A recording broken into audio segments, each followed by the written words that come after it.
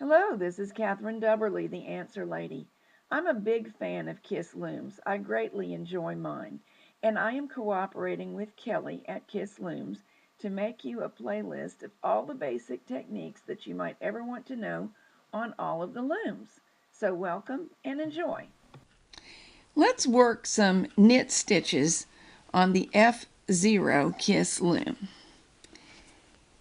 Because we don't have any pins as we do on every other Kiss loom, here comes the F1 and here are the pins. On this loom we can do a continuous U-wrap, moving the yarn like this. But on the F-0 we have to do it in a different manner. Now the normal thing to do would be to wrap one peg, as I just did, and knit over. Wrap one, knit over. Wrap one, knit over. No problem, very simple. That is equivalent to either the flat stitch or the U-stitch on some other brands of loom. Then the flat stitch, we normally just bring the yarn across,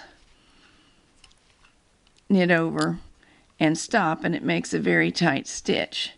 In the U-stitch, we do wrap the yarn around, making the stitch longer. However, in a practical sense, they come out about the same for the Kiss loom because the yarn is going to tend to wrap itself all the way up one side and down the other side of the peg anyway.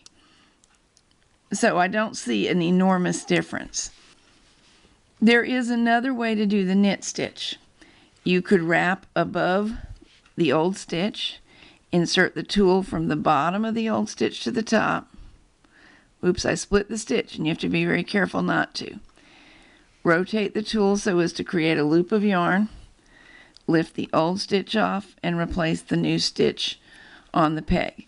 Do it if you like. I really don't see the point with this particular loom because it doesn't come out all that different. This is the one that I was starting out to do, but I discovered an even better thing. Watch what happens if we go ahead and wrap loosely, allowing the strand of yarn to cross in front of all the other stitches.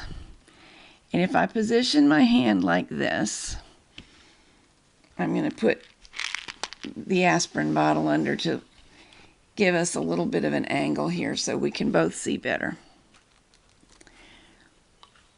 Now I start knitting over, but watch, my thumb's going to pop up every time I need to allow a little slack into this yarn. My thumb learned to do this automatically without me talking to it. I just felt the tug on the yarn and let up.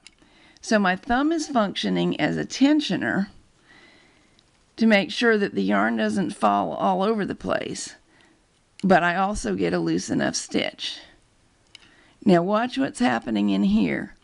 At first, my stitch doesn't seem to completely encircle the peg, but as I pull the next stitch, it settles the previous stitch. Watch this stitch while I knit the next one. Did you see it move around, tighten, and create the shape?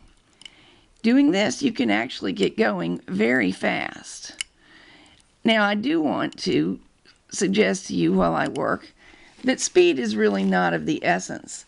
If we wanted our socks instantly, we would go to Walmart along with the rest of America. But that being said, making some progress visibly every session is highly encouraging to the mind of a human being.